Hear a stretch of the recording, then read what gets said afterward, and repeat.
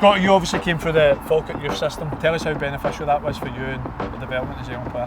Brilliant, absolutely brilliant, because when you were at Falkirk you had no money, so the best thing was that you had to promote within, so it was like all the way from the under 15s up to the 17s into the 19s and straight into the first team. But we never, by the time that I left Scotland with 2010, I had 108 games under my belt, so it was amazing to come through that system where you start to promote within and you're in any competition with players around your age or financial burdens that you need to play these players because they paid so much money for them. So it was a phenomenal time, and extremely lucky, I have to say. There was boys my age that had maybe 3 or 4 first team games, and you're well ahead of that curve. One, you've been bought, so you come with a wee bit of stature and profile, and then 2, you've already got these experiences. I've played in cup finals at that time, played at Ibrox, Celtic Park, Tynecastle, under these amazing environments at such a young age. So you go there and you're in competition with these boys, but you're so far ahead of your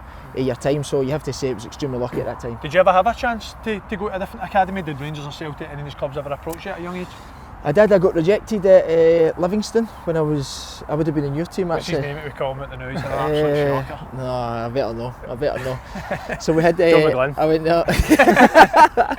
It was David Martindale, that's why I'm not going to sign for him. So I got rejected when I was 13, 14, and then straight after that I came to train at Rangers. So as you know, they used to do like a sort of, where I used to go and do different things in different councils or whatever. So I trained it there, and then I got asked to come here at Ibrox, and I was training there for maybe about a year. And luckily for me, my mum never knew anything about football. And all my mates, it was a Friday night, and all my mates were doing different things on a Friday. And the pressure of going from boys club to playing with Rangers at that community at that time in Livingston, West Lothian, was all right. But to come here where it was the best of the best, I felt as if the jump was too much, and I hated it. Absolutely hated it. So she never knew anything about it, and I basically told her it's too much. I think it must have been about 15, and I said, this is too much, I need to go back and enjoy this. And she just says, that's it. Phoned the guy, put the phone down, and that was it. And then I was in community clubs, I was back playing boys club again, and I got the love back for it, playing with all my mates again. It was the best thing that ever happened to me. See, in terms like you talk about your mum, do you actually think that was a benefit for you when you were younger, that you didn't have that kind of peer pressure for your parents? No doubt. The only thing that we knew in terms of like pressure was what you did in your community. So we had this wee square, and it was my brother, my best mates, all playing in this wee thing. You had to be that best player. Yeah. And in the boys club, I was lucky enough to be one of the best players. Mm-hmm. So I never really felt any pressure. The only time I ever felt the pressure was, 1, in that trial in Livingston where it wasn't good enough, and 2, when I came here consistently on a Friday night at Ibrox, and it was just too much, and I wasn't ready for it. I just wasn't ready, and there was no pressure out with to make me. My family never lived a dream through me, so it was almost like just do it until you enjoy it. And it was so lucky. Looking back now, it was so lucky, because I can see so many. I mean, you've got a brilliant academy here, but you must see the parents sometimes try to live that through the boy, because they maybe, or the girl, but they maybe couldn't get there at the time. So there's an amazing thing that you need to put that into the kid to try and make the family's dream, and I never had that pressure. It's amazing as well how many stories you hear. You've heard them yourself as well. But, people that have made a brilliant career at the game now, that journey where they did have to drop down, and not even for an ability level, it was just confidence level, and go and play games and enjoy it again before you can then progress a game. It's brilliant to hear. Obviously you were the same, and going back to grassroots. And rejections as well, Andy. Rejections are huge. You need to accept rejections, and in times where it doesn't quite go well, and I know at this day and age with social media and so much like academies and agents that want them for a small age or a young age, you have to accept that sometimes it's not going to go well, and that's when the parents and the family or the family friend and somebody that's been in a wee bit of experience and sees things a different way takes the pressure off the kid. Because the most important thing here, you don't run about here for money, you don't run about here for anything, you run about here to enjoy it. You run about to put that wee white thing in there, 2 white things there, and that's all you do. We're not bad at it. And we're not bad at it. We'll find out later. Did you feel that when you were going through the youth system at Falkirk and you started to establish yourself as a prominent youth player, was there any kind of standout attribute that you felt kind of separated you from other players? At the time it was fitness. Right. I was mad into fit, and I know every sort of young player is, like fit, naturally fit. But I remember going road runs when I was about 12, 13 and just building up this stamina and doing things that you shouldn't, and getting chased out of people at hoosies, and you build up that by doing things. And I always remember going in it. Grand National at the back. Exactly, aye. So it was a 14, 15, and I went in for a trial at Falkirk, and I realised that I was just so fit. Yeah. And it was Easter holidays where they took these kids for the 17s into the 19s to train with the 19s, and it was like a congregation in the 19s and the 17s, and I remember doing running and I was just so fit and so far ahead. I think that was a massive attribute at that time, where Yogi looked at me and thought, this wee boy, if we can then nurture him, because he's got everything else in terms of physicality, if we can then nurture him into, like, obviously receiving the ball and playing and passing, then we've got a good chance for us. You know how massive fitness is and physicality in football now. Probably back then it wasn't as much, and like you said, that you just continued that throughout your career. Aye, luckily at that time, and everybody's football fitness mad now. Physicality is such a big thing, and it was almost as if now you can get away with being an average player if you're fit. Back then it was almost about, you've got that, but this is amazing that you've got that, but now we need to look after it and get you feeling the ball and that touch of the ball, the weight of the pass and all that. No, it's no really. I don't see many academies apart from you. I mean, I see all your stuff that you do, but in terms of manipulating the ball, the way to pass, when you pass it, how you pass it, where you pass it, when you pass it, all these things is becoming, it's more so how far can you run the distances. America was a huge learning curve for me when I'm going to go into coaching, because we used to sit with laptops and the first thing they looked at was the distance covered and the high speed running. And I used to say to them, but what, if you dominate the ball, and I was just on the back of playing with Steven Davis. Steven Davis must have done 9k a game. Yeah. The other players would have done 11 and a half, 12. Chased him, done 13. Do you know what I mean? But that's an awareness, that's an anticipation when the ball's coming up. I don't need to run here, I can make him run. Where he pass it, where you stand, the ball's coming down. That's a top player, but you don't play in the American system if you can't run, which is a wee bit behind. And there's times for it, 100%. There's times for it where you need to run. But it has to be an attribute and an awareness that if a boy's a good player, they're probably got to do less because the game's giving them what that is. I think that's a thing that maybe British coaches need to look at a wee bit more. So within that time, Scotty, in your youth days, was there any bit of kind of key coaching point of information that you got from a mentor, a coach, that you felt really you took on board that helped you get on to that next level? When I broke into the first team at still a young age, there was a guy called Stevie Thompson who went to know the Stevie Thompson sports scene, who can't present, by the way. It was a better Stevie Thompson, and he used to say to me, come down to places like this. Like when I broke into the first team, had a brilliant first season. Second season, you get the second season syndrome. Did you go through the second season syndrome? No, every club. Every he's having it now. Second week. Can't get one. Play the year, they can't get a minute. So I had that at Falkirk, and I remember Tom just grabbing me and saying, mate, what are you doing tomorrow? And it was obviously a Saturday, and I says, I've not got plans. He says, do yourself a favour, go down to an amateur ground and watch how they play. Right. And how far the ball is on that pitch and how high is it up in the sky. And he says, it's going to be a terrible game. So on the Monday I'd come in and he says, did you watch that game? And I said, it was terrible, wasn't it? How bad was that? He says, they're the people that's telling you that you're bad, so relax yourself, you're all right, you're doing a good thing. I always remembered that. The people that's got a wee idea of what you're doing, you take that. But you came down to watch my game. You came down to watch me. I was your manager. But that was it, but I remember that. I said 2 hours looked at each other and I thought, you're hanging my arm, you're doing watching me. So Scott, you said 108 for Falkirk. So I'll listen to you, but I won't listen to him. 108 for Falkirk, your first spell. We always like hearing the first, obviously your debut, played Gretna. Tell us a wee bit about it in terms of when you knew you were playing, after you found out you were playing the game in itself. How was that experience? I was actually gutted, Andy, because we played pre-season, played Millwall, and then we played Ajax in a pre-season game, and I thought I was going to start that game against Gretna because the gaffer was all over me, and I thought, oh my God, I'm going to play in the first game of the season. And they came to me in that morning, and funnily enough, played the guy that told me to go and watch you in an amateur game instead of me. And I was staying in my lane. I wasn't gutted and throw my toys at the pram, but I was half devastated that I never got the chance to do it. But I think it was late on in the game, and I came on and I just thought I cracked it. I was playing in the middle of the pitch for Russell Latterpay, and I just thought, this is the greatest thing ever. And we win the game 4-0, and then you just start in that upward trajectory, but it was an amazing feeling. So you touched on John Hughes. How important was he for, we hear that he's a guy who's really good at developing young players. How important was he for your development? Oh, the best. I mean, you talk about your sort of your journey. Luck has been a huge part, and it is. Like, I mean, you'll be the same. Yeah. How many everyone lucky, says it, don't they? How many lucky times you've had, and you just try and gamble on a bit of luck. Yogi was the best mentor you could have had at that time. I remember being at 15 when you were coming in, when I was telling, when it congregated into when the two teams combined, he used to take 2 players from every single training session. So on a Monday we'd take 2 players, then the rest of them would train. He would take 2 players with the first team, and then on Tuesday we'd take another 2 players, and he would look at every single player, and you would have that opportunity to show the manager, and if you were good, then on the Friday you'd come back and it would be 3 players, and he'd just seen it, and then he was just class. He would put you in your place, even at an early age where you knew that he was a manager, but it would make you feel like you're the best player in the world. See, in terms of your talk about how he made you feel, see from a man management perspective, how would he deal with a young Scott Arfield in comparison to like a maverick like Russell Latipi? Well, I'll give you an example. Russell used to come out to training started at 10 o'clock, and the canteen was there at Stirling Uni, and Russell used to run out at 9:58 with fags, a lighter, change, and he used to run out like that, and he used to kick this ball up, and nobody would say a thing, and Russell used to kick it up, watch it, and I mean high, and if his touch was good he would just go, okay, training starts. Yogi used to do that, but we would be out there for 9 o'clock playing, so we were already knackered. And he was alright with that? 9:58 like that, his dreads and everything, fags, and he would train with the full thing. So that's how he dealt with him. As long as Russell was alright. What happened when you tried that? You ran after him with your touch. Ran after your touch. Scott, how important for you was the older experienced players within Falkirk? Your Jackie McNamara's, your Stephen Presley's, how big were these guys for you? Massive, absolutely huge. Neil McCann, Lee Bullen.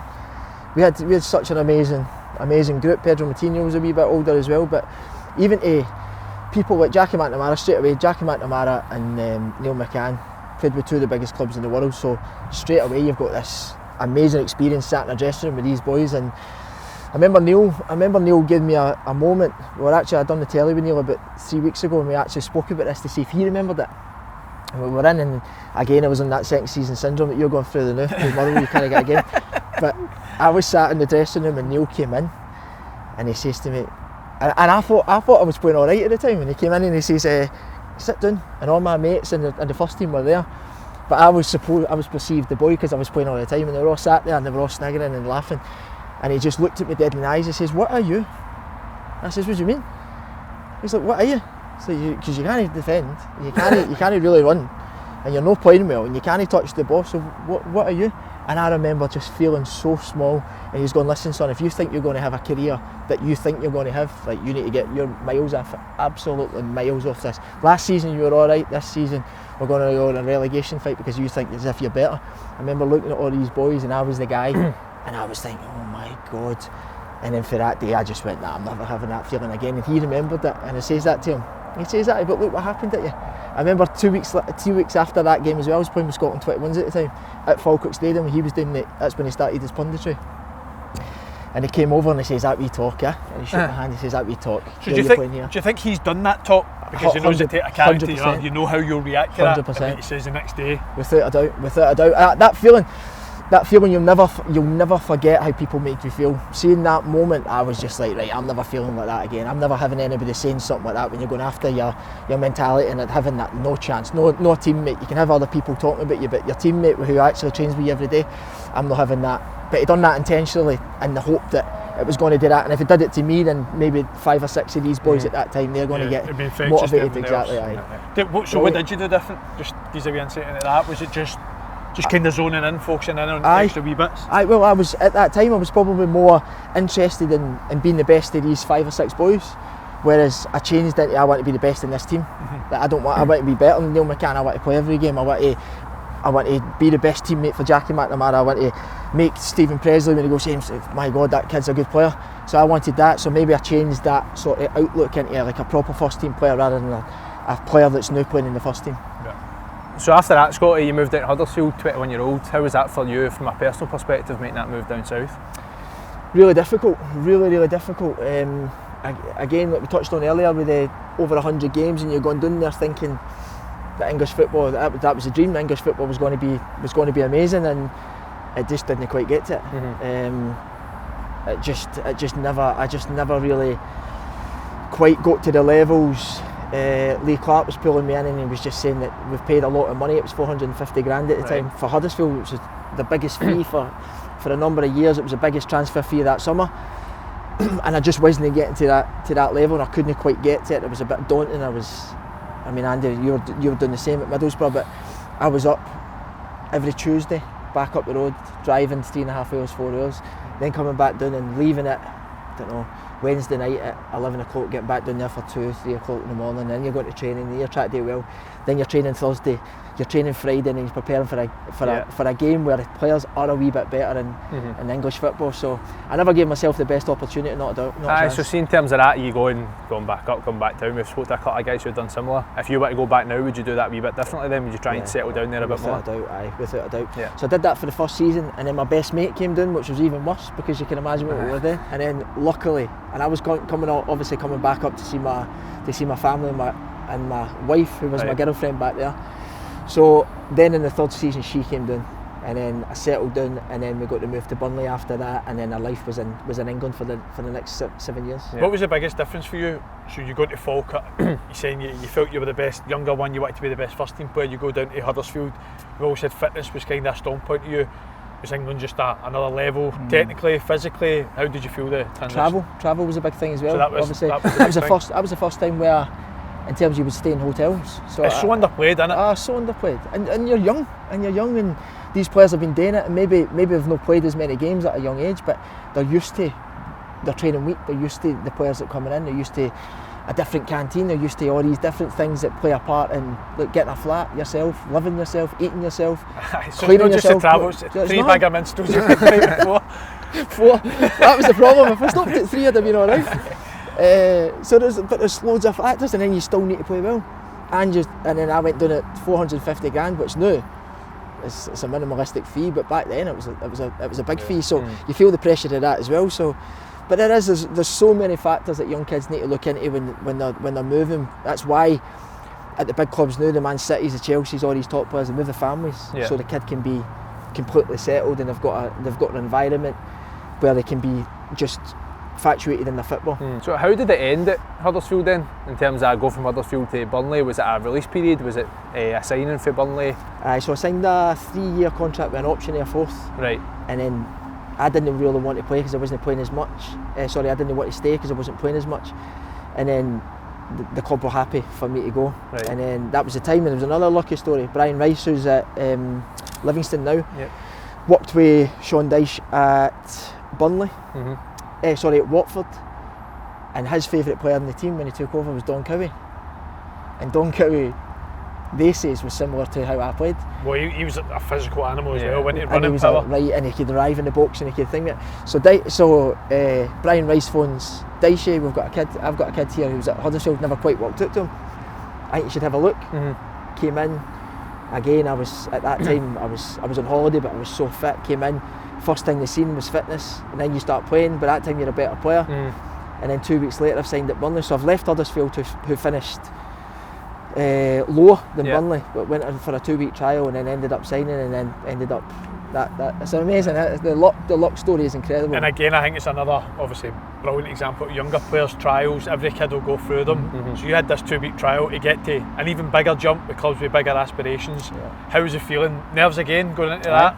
First players? day. So how was the 2 weeks in the first day? The first day I sat in the canteen with Charlie Austin, and Charlie obviously never knew who I was, but he at that time he was meant to go to QPR, which eventually did happen maybe 4 or 5 weeks later, but he'd sort of realised that he's got to leave, so he wasn't really training at his maximum, so he was just sort of in that funny period knowing that he's going to go to QPR. I remember sitting and he was saying to me, what are you in here for? And I says, I'm on a trial for Huddersfield. He said, Huddersfield? So we can't be signing players for Huddersfield. They wonder I'm going to QPR. And they were going up to the Prem, and I was thinking, oh my gosh, that was the first conversation. And then there was other players in that team, and then at that same time we signed Tom Heaton, who had a massive sort of reputation in England. They had Kieran Trippier, Danny Ings, Sammy Vokes, Ben Mee, all these players in this thing. Ross Wallace, who the Scottish boys will know, Keith Tracy, Junior Stanislas, Michael Kitely. We had proper championship team. But then the first time, then we went in Ireland for pre-season. We done a 2-week training session in 2-week camp in Ireland. Every training session, I was just like, I need to make a mark here somewhere. Whether it was a physicality thing, whether it was something, a pass around the corner, a tackle, a goal, arriving, something, just to catch it. And then 2 weeks later, when the manager came back, he says, right, when you get back, just don't jump in your car just yet, just go to Tough Mill and sign that contract, son, and just shook my hand. But again, luck, massive thing, but it's an opportunity that gets given to you. Yeah, you take advantage. You still need to take. Again, you're going back to it, you've used that attribute to your advantage, which is your fitness, and especially at pre-season time and trial periods, I can imagine that's something that can really stand out. Yeah, hugely. I think it's so undervalued.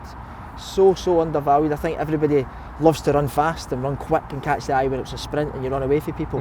But the consistency is still running at an 80%, 90% from the first minute to the 90th minute. It's a bigger. That's what I would look for more in my team, to who's got the mentality to keep running. No just run for 30 sprints, whatever. Who's going to make the difference in the 90th? Who's going to grab the headlines in the back of the minutes? Who's going to be that wee guy? So I've always wanted to be that guy, because one, I couldn't run fast, but two, you had to run long. The last minute goals are better than the first minute goals, isn't it? Talk about Sean Dyche, the manager, because he has this perception of being a wee bit old school in terms of his approach.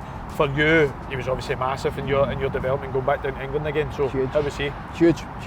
He is. It's so different to what you perceive, because we used to play a 4-4-2, which became a 4-2-4, and everybody says it was so defensive. It was only defensive when you try and protect the goal. But in terms of actual playing, it was expansive. I was on the left hand side coming in, and then I would have maybe Ben Mee on the left hand side. Later on it was Stevie Ward. Trips would just keep going. The right winger George Boyd would come in. This is the season we go up to Premier League, and we used to have Robbie Brady used to play, Jeff Hendrick, and we would always have two strikers, which gives you a better chance of scoring goals. So he has this perception of being a defensive coach. He's switched on to making it better for the back to the front, but he's not a defensive coach. He is score when you can score. But it was amazing time, and I even texted him today just saying congratulations for the Nottingham Forest job, and he hates white socks. You always need to wear big socks and shin pads in training. Shin pads. So when he went to Everton the first thing, that was a Watford thing as well. I don't know if he started that at Watford. Mark Warburton brought that to Rangers. We don't allow shin pads at training to play at Pro now. I mean, at Nottingham Forest. That's mad.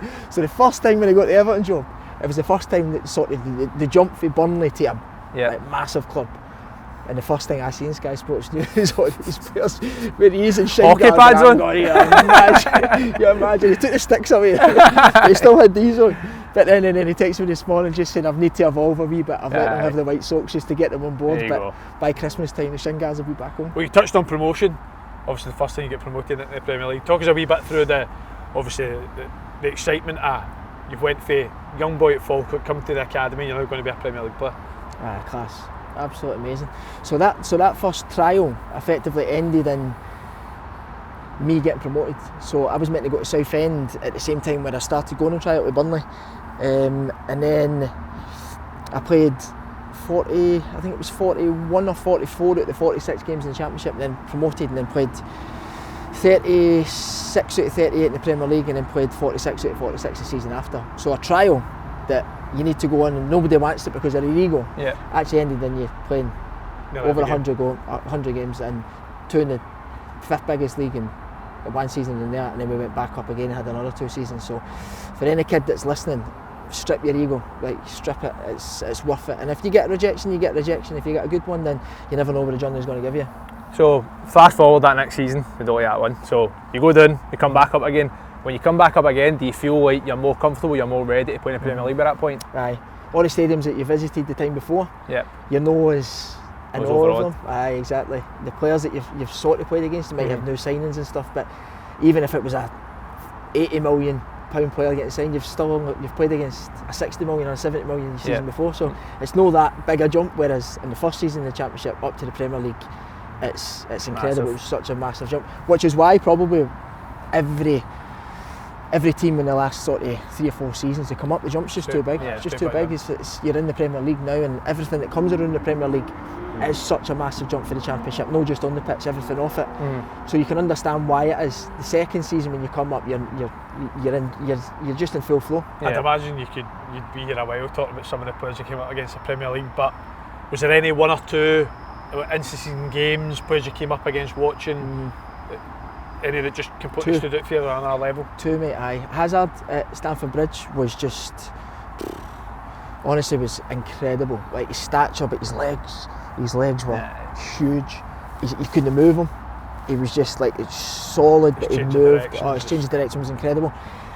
And somebody very, very similar, Alexis Sanchez. I remember playing against Arsenal. I think it finished 3-0 to Arsenal. At that time, he came for a massive, massive fee, and at the same time, Danny Ings was ready to leave to go to Liverpool. I think it was just before the Christmas. I think it was like November time. And I remember Dyche coming in, and I was sat next to Ingsy, and he comes in and he says, "See if you think you're this player." He says, "I've just seen a boy there that signed for, I don't know what it was, 50 million, whatever it was. And I've just seen him run 14 kilometres. If you don't believe me, come and watch this. His high distance, every single thing that was off the ball was as high as that." And I remember Ingsy just thinking, right, that's the level. If I'm going to go to a club like an Arsenal, which he was ready to go to Liverpool 2 weeks later, and I was thinking, my God, these boys. Christian Eriksen was another one. He ran. He never stopped running, and he was so good on the ball. If I say to you, Christian Eriksen, you're talking about technique. Well, you talk about stripping back ego. See his ego for the team, for the good of the team. Yep. Absolutely incredible. Even though he's got that ability, he's still doing the hard yards, which I think we've probably seen. You would have seen yourself with a lot of younger players that maybe get a wee bit of natural ability at a younger age. Some of them don't think they need to do that kind of thing, whereas you're talking about guys like Alexis Sanchez, Christian Eriksen doing it at the top level. By multi-millionaires, don't need to do it, but they do it because they've got the mentality to do it. They're good for the team. Yeah, it's incredible. I still say it now. At training, that's my biggest thing. I can, like you've trained with me. The only time I get annoyed in the football pitch is not when somebody passes it and tries to be good but passes it out or hits a shot and it goes over there. The only time I ever shout at somebody is when they don't run, when they don't try and run. They might not run as fast as the other guy, might not run as long as the other guy, but see if you're actually trying to do something for the team and you're not lazy, no problems. I'll be all right with that. But when you don't do that, you don't want to put it in because you perceive that you can only play with the balls at your feet. It's not how the game is played. So Scott, you then joined Rangers for a really successful spell for yourself. Was the biggest challenge at a club like Rangers more psychological as opposed to ability? I would say that, yeah. I think they're exactly where we're sitting in this present time. I think that's still the case.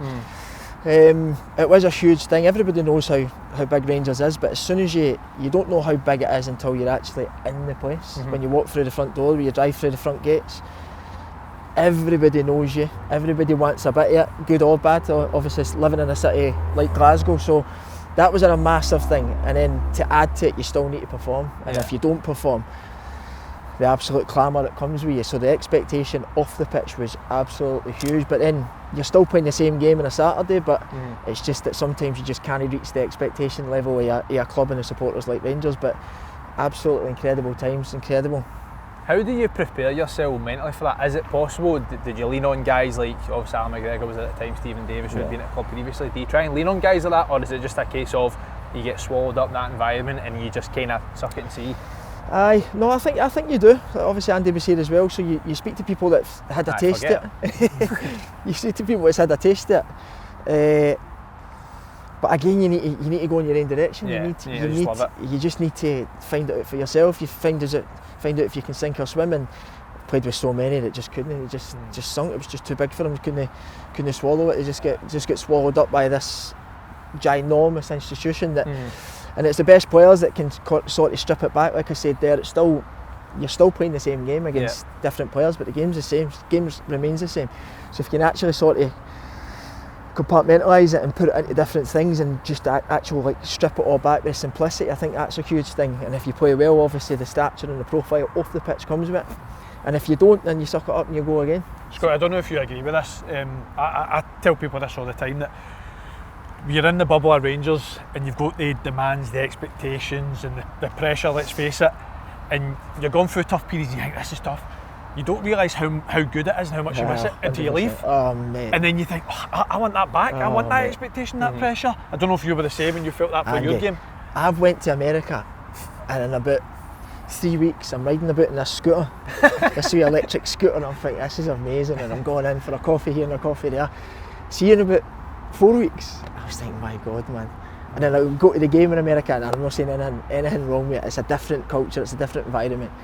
But in terms of nerves, we were talking about earlier, nervousness and anxiousness, I had none of it. I had none of it. It's a family event.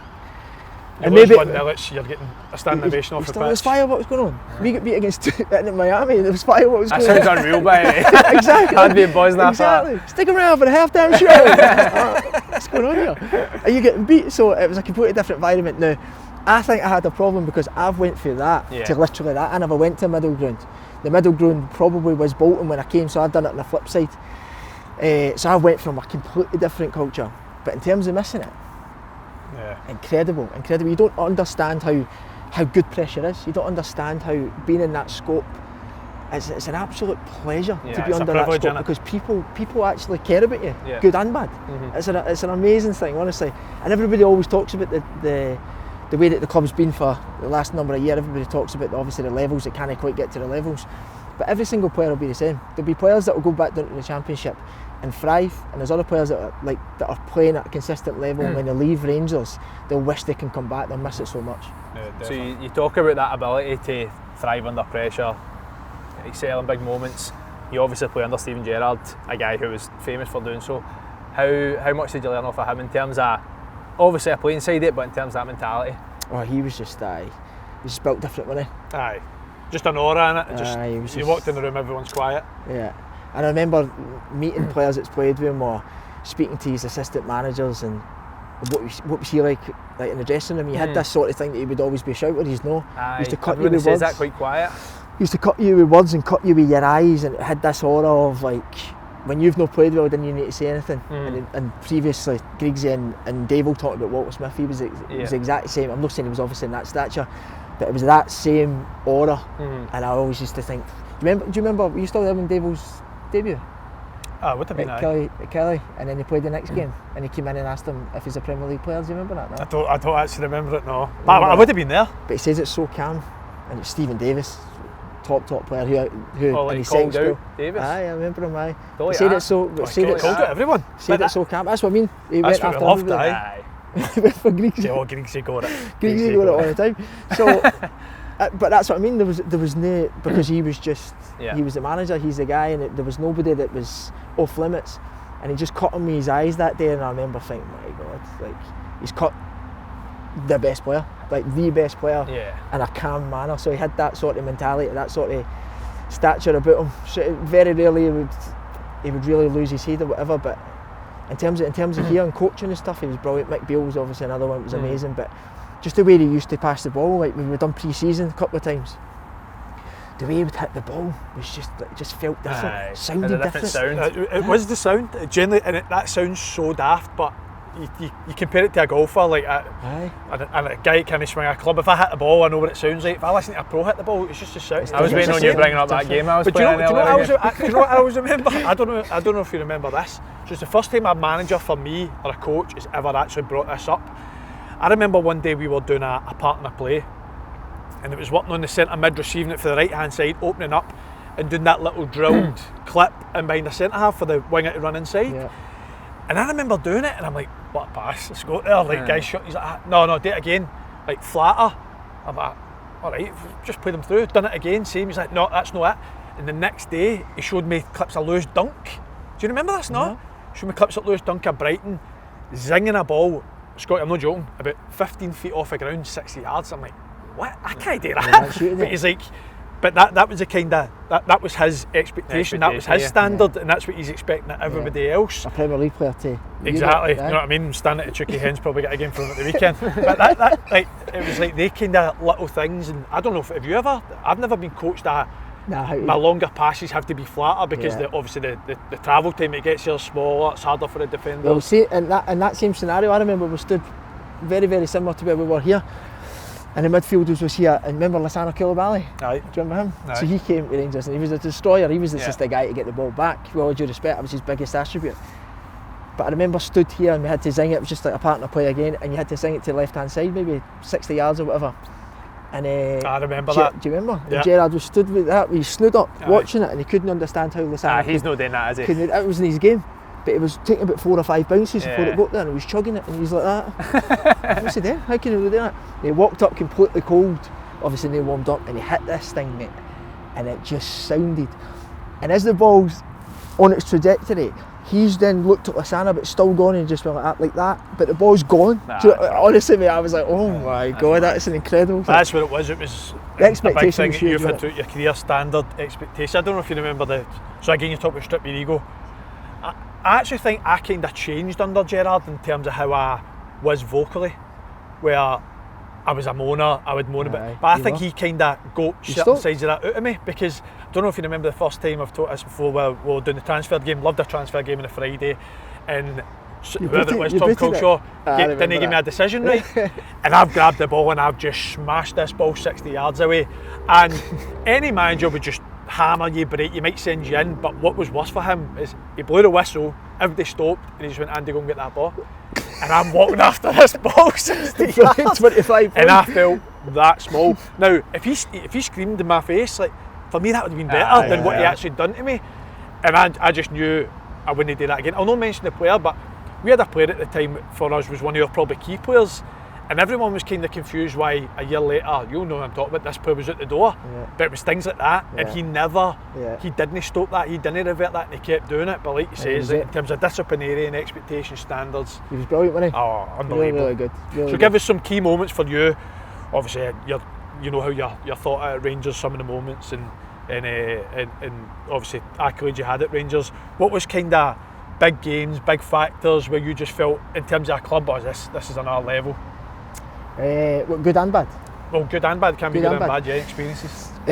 First, well, I always felt that because I was an attacking well, first of all, when I came in as a midfielder, we didn't know we were going to play the 1 and the 2. Do you remember that? He was trying to work out how he was going to do the midfield free off the ball. It was like a flat free, and the 2 outside 8s would run out and get the opposition full-back. But at the time, remember, we tried a few things in pre-season like Alan, we didn't quite know what it was going to be, whether it was going to be 2 sitters, which would have been a 4-2-3-1 formation. But I remember looking at all the midfielders in pre-season after it finished and thinking Greg Docherty, yourself, Jordan Rossiter, Dorans was still there, Jason Holt maybe just still there, Holt had just done the pre-season, and I remember thinking, I don't think any of these can run consistently and get goals.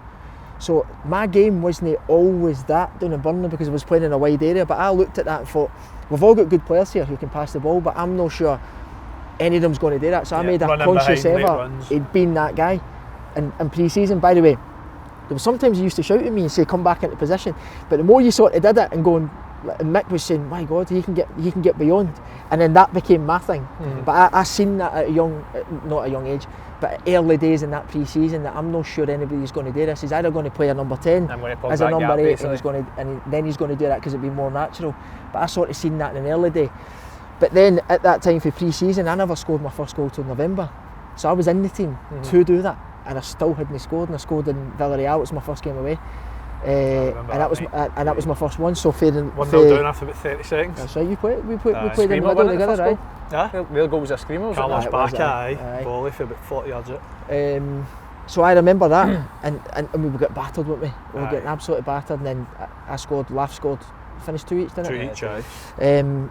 So in that time, that was the pressure that I felt. So the biggest thing was, you need to get goals here. But then after that, it became more evident that this has got to be my thing here. And then everybody sort of played to my strengths after that with the wide, with Ryan, and Joe Rebo came later on, and it just became, I can just get into the box and finish here. So Scott, you can obviously look at it, well, you would look at it more fondly now given what happened at the end of that season, but going into the league winning season, there was obviously a lot of pressure on the team at that point, considering it was all about kind of stopping Celtic getting 10 in a row. 1, what was that kind of pressure intensity like? And 2, how did the squad deal with that? I remember the close season, because obviously we weren't back into pre-season yet, but the feeling around the place in that particular early days in that close season when we all came back. Do you remember we were doing the sort of different departments? The defenders would go out early, and then we would do the unit work because you couldn't do it because of COVID at that time. So I remember coming, and we were doing different training sessions in different units. So the defenders were doing theirs at maybe 9 till 10. We would go in at 10:30 till 11:30, and then the strikers would come in. And Mick Beale was taking every single session, and I remember the standard, and he was putting up things on the wall, but we hadn't previously watched the other units, so we were obviously all midfielders. But then once we all came in together, and we could speak to each other. It was just like, my God, mate, see the last 3 weeks we've Really been good. unbelievable. That unit's been there's no goals going in, midfielders, we're scoring goals, the attackers, the finishing was on fire, and it just had a completely different feel to that season. That Right. the pressure we have today this year, we need to win the 55th title, and the pressure at the same time, and we all had probably arguably the best team at that time, this most settled squad, Yep. and it I'd felt say as if so, everything was like all going towards it. So the momentum was a massive thing, and obviously up at Aberdeen and Ryan goes and scores in the first game of the season, 1-0 up there. Yeah. It just felt different. It felt as if you were onto something. See, that's the thing, because I would assume, obviously, no get anywhere near the mentality you guys have got. I would personally have been going into that with much more anxiety than excitement. So see, that feeling of excitement, that just came from good preparation then. So Aye. because you'd prepared so well, that allowed you to feel excited and confident going into the season. Aye, and the standard of player, and the standard of player also had another season, been under the expectation the season before. Yeah. So already they are used to this expectation now. So it wasn't as if that they're new to this. The season before you fell short again. This just felt as if everybody's experiencing the pressures the Rangers are now coming. They've already had this now. So the anxiousness sort of went away, and it was exciting to get going again. So that's what I remember in that time, and obviously going to do it. And Scott, you talked about going for the expectation of Rangers to the MLS. So obviously 55, COVID, no fans in the stadium. Was there a different type of preparation or kind of feeling within the squad with that, playing in front of obviously no fans? I felt the same. I felt they completely the same. One because you know that everybody's watching you anyway, so there might not be 52,000 there, but you feel that there's still millions of people watching it. So I never felt much difference. Maybe the groans, maybe the moans and the groans, and in terms of like if you pass one at the park, obviously it's not there. But I never felt any different in terms of the expectation or the demand that you were under. And everybody asked me that. Never felt any different. It's just you've got a duty to do, you've got a job to do for the club, and thankfully we went and done it. At what point in the season did you think, because obviously he's won it pretty comfortably, you were ahead pretty much the full season, but what part of that season did you think, oh, this is yours, we'll win it this year? Early on, mate. Aye. Early on, I would say probably. You wouldn't be too confident in saying it, but maybe around about this time, we're sitting in November, October, November, maybe December time, I just felt that everything was just, well, we're going to be some trying to stop. I just felt very, very confident early doors that this was going to be a proper team. There's going to be so many, kids hopefully that are watching this that their aspirations is to play for Rangers, Celtic, play in an Old Firm game. Give us a wee bit of, what was that like for you? Obviously the pressure, the build up, the game, the intensity. For you, was it as special as everyone talks about? Incredible, better. The scope that you're under is just absolutely ginormous. Honestly, some of the best days of your life, like the absolutely best days of your life. Some and of they your can be the worst worst. though as well. Exactly, and they can be your worst. They can be your worst. But for everything you go through, Andy, I mean, the lessons, aren't they? The lessons. You can't tell me you're not a better person for what you've went through. Oh yeah. I mean, we're so lucky to have played in them. So lucky, mate. And the experiences that you gather. Listen, they're horrific games to lose because everybody loses. Everybody that's connected with the club, whether it be Rangers or Celtic. If Rangers win, everybody connected with Celtic feels it. Celtic win, everybody connected to Rangers loses it. But if you strip it all back, what an amazing, how lucky you are to play in their games. I don't even know how many I played, but I count myself extremely lucky to be able to say that you've played in their games. And by the way, see where you go around the world, everybody only asks you about their games. And they don't ask you what the score was, how does it feel, what's that game like. It's an incredible, what a privilege to say you've played in their games. Brilliant. So obviously another huge moment within your Rangers career was that Europa League Final, and obviously there was so many massive moments in that time. What was the kind of feeling within the team when it came to a Thursday night? Was there less pressure? Because as a supporter, as any neutrals, they kind of had that wee bit of feeling about it that Rangers players kind of relished those nights. So what was different about it? I know, I get asked that as well, Robbie. I actually don't know. I think it's like, well, the stadium gets took over by UEFA, so straight away the branding when you walk in is completely different to what it was. That makes you feel a wee bit different? It does, honestly, and the cameras are in a different position because it's now UEFA's stadium. Yeah. It's completely different, so you're in there and it's got UEFA branding, it's got Europa League all in it, so you get that feeling. And then it's under the lights, which gives every player loves to play under the lights at night as well, and then you go out and then you see the fans and the expectation of that game, and maybe there is the better standard than the club that you're playing against, maybe there is a wee bit less expectation, but let's go after them, and then a tackle in their games is like a goal. Yeah. and you don't really get that on a Saturday. It's no really, they're no fully behind you as much when you tackle. Because you're meant to be beating these teams. But on Thursday nights or Wednesday nights in the Champions League, it is just different. Electric. It's different. It's absolutely different. So I just loved the days as well. They were just phenomenal. As soon as you finished on the Sunday, you were just preparing your head and your body for the games on the Thursday. See, when you talk about you talked about fear factor, about fearlessness. I don't know if you remember this. I remember being on the phone to you before you played Dortmund away, and I remember you saying to me, "Oh, we're going man for man. We're getting after them." And I was like, "What?"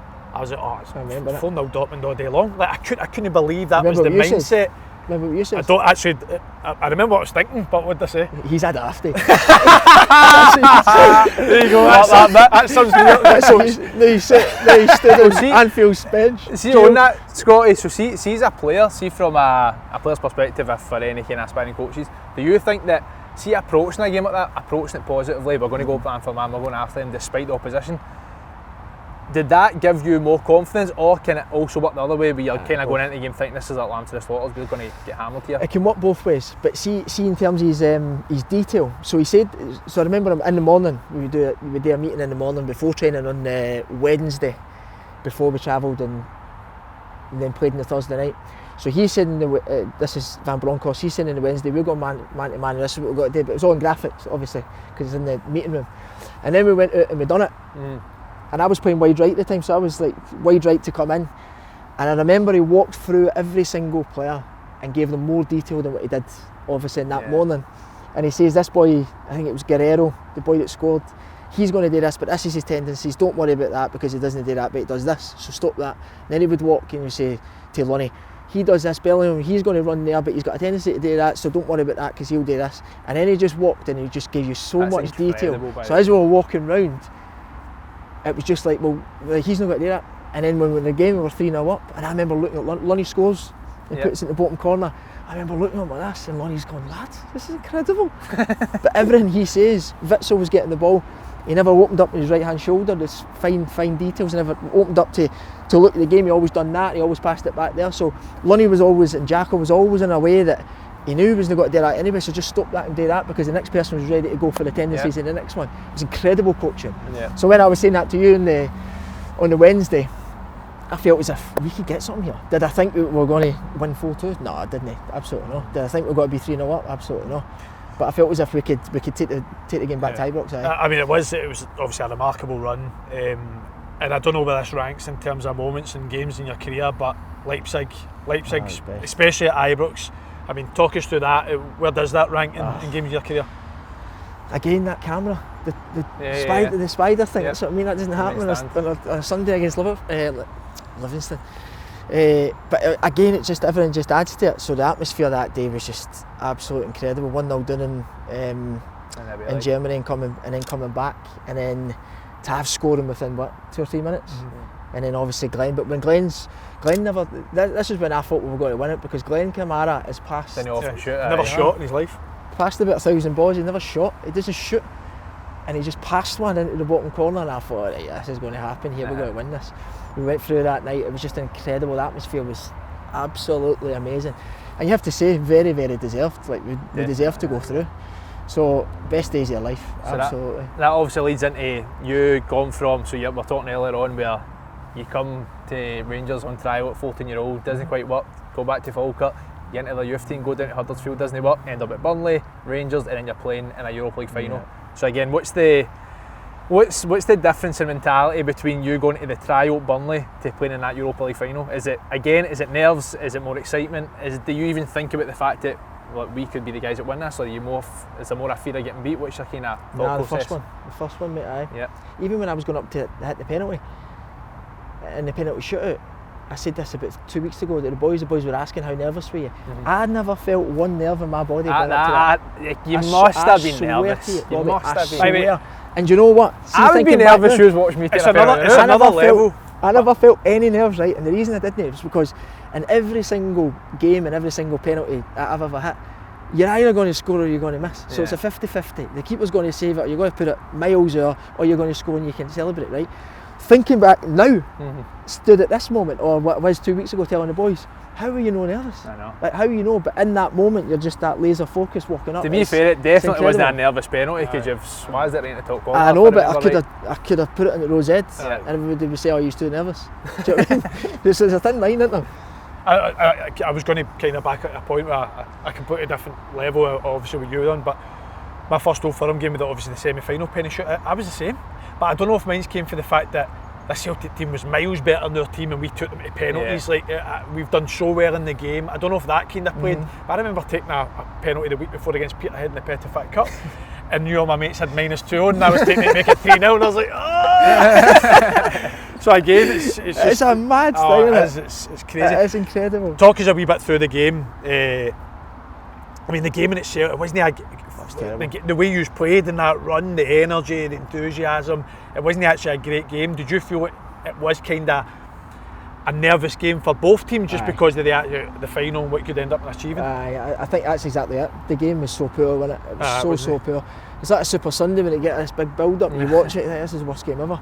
But it was what was on the line, and again, you're talking about penalties. When you're going to score, you're going to miss it. It's the same. You're either going to win or you're going to lose the game. So much is on line, and somebody lifts a trophy at the end of it. But I thought it was such a poor game. But the one thing that stands out is Ryan Kent's 119th minute. That was just, obviously if that goes in, then you've got a gold medal instead of a silver one. So it was a shame. It's still not fully over, I'd say.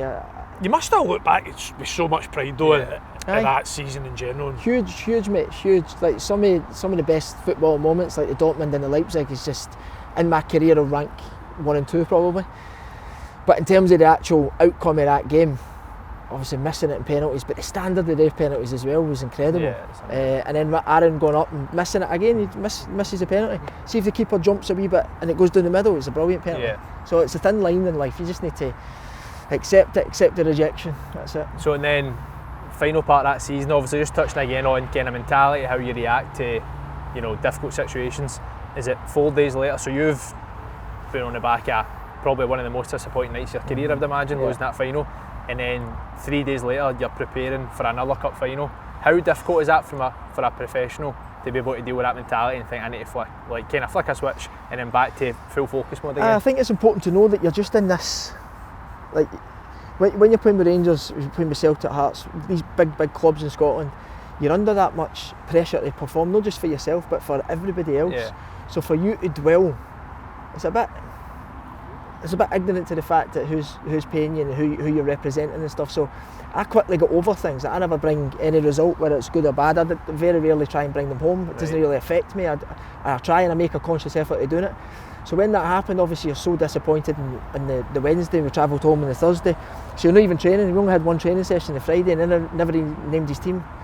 So we were just in like boxes and a wee bit of possession. He never named that team. I think he was trying to see who was ready for the output of Wednesday going into extra time. But then you're just there and you're ready to go again. You've got another cup that's when you're walking out. There's another cup there. You either lift it or you don't. I know you're saying that like in terms of you don't want to dwell on results, but is it possible to just say, I know it wouldn't help me to no dwell on this, so I'm not going to do it? Is there any kind of particular technique or anything like that you would use that people could potentially use in order to do that? Mate, I've said this. See, if I went to Rangers at 29, I could never have played with Rangers pre-24. There's no chance. I'd have got swallowed up. Do you know what makes me laugh about that? See, clubs like Rangers and bigger, they don't sign anyone over 24 now. Do you know what I mean? And you're saying that like you couldn't have handled that at that age. Which is maybe why they're in the current situation. But I think that's a general consensus of football just now, that experience seems to be out the window in terms of everyone's just talking about sellable assets and buying players that you can then go and sell on. But I tell people all the time, the first thing Gerrard did was Alan McGregor, Stephen Davis, Jermaine Defoe, Scott Arfield. Like 4 experienced players that have played loads of games, played in big pressure moments, and it's as if that's just no thing now. Football in general. The one thing you can't buy, you can buy everything else. You can't buy memory. I can't buy a lot of things, mate, to be honest. Scott, just to finish up, we always talk about the margins, the amount of boys that want to be a football player. A big thing is obviously professionalism. Who was that one professional that you've seen in your career that just got everything out their career and done everything perfectly? Is it profile wise? It probably is Jermaine Defoe, just for his food intake. how he lived it. Never drunk any alcohol. Drunk 4 litres of water a day. Always ate fish. Feeding vegetable. Always in the gym. Done a lot. Done a hell of a lot. Kamal Roof was another one. I know he was never, in terms of on the actual pitch, which you want to play, but in terms of everything, he gave himself the best opportunity to be able to play, and sometimes he had a bit of bad luck. Alan McGregor was another one at Rangers that done his band work, probably perceives to be a different guy, but he isn't. Extremely professional. Stephen Davis had the best balance, doing nothing but being so effective and was never ever injured. Tavernier's another one actually. Tavernier never injured, is he? Never ever injured. So there, actually, I'll go Tavernier. And what's the one bit of advice you would give to a young player? I give 2. 2 is even better. Keep smiling. It's the most important one. Keep smiling and accept the rejection. I think failures are going to happen. I've had so many failures through my career, but just accept that some people's just not going to have a high opinion in what you think, but the next person will. The next person will love you. So accept the rejection, keep smiling through it, and see where it takes you. Scott Arfield, top man, mate. Thank you, mate. Brother. Pleasure, mate. You smell Well done, good, Andy.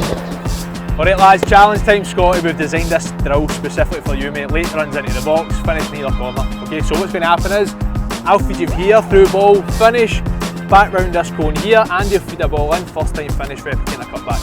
Let's go. Okay, play. Let's go, let's do this, yes sir. Back pick. Go and play, first time finish, find the corner. Oh! Scotty boy! Yes, he's round. First time, find the corners. Oh. Good shoulders.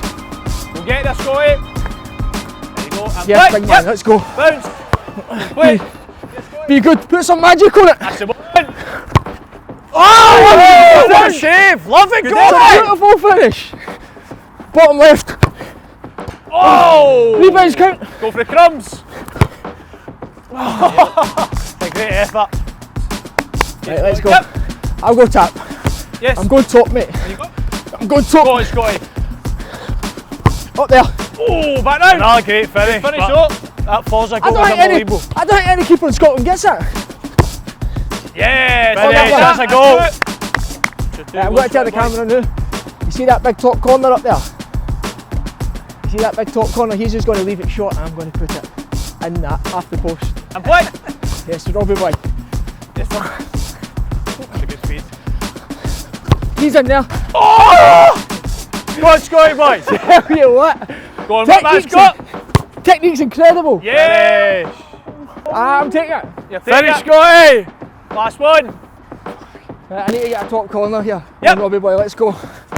Leave it a wee bit short, son.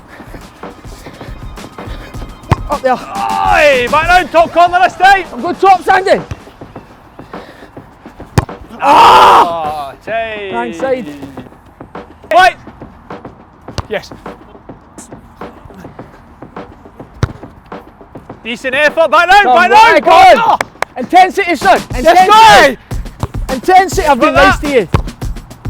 Nearly. Oh, it was really nice Sit. to him. Good to go. Watch this one. Yep. Watch. First time. Yep. Unlucky, back down. Unlucky, Yeah, lad. better. Yeah, there's another nice one for you. Yes. Good technique. Shoot him. No, unfortunately. Come in a bit more then. Yeah, better angle this time. Oh my Nearly, God. back down. Oh, Good finish, so. That's poor. This is the one. There you This are, is the lad. one. Oh, mate, I seen that a mile off. That looked as if it was perfect.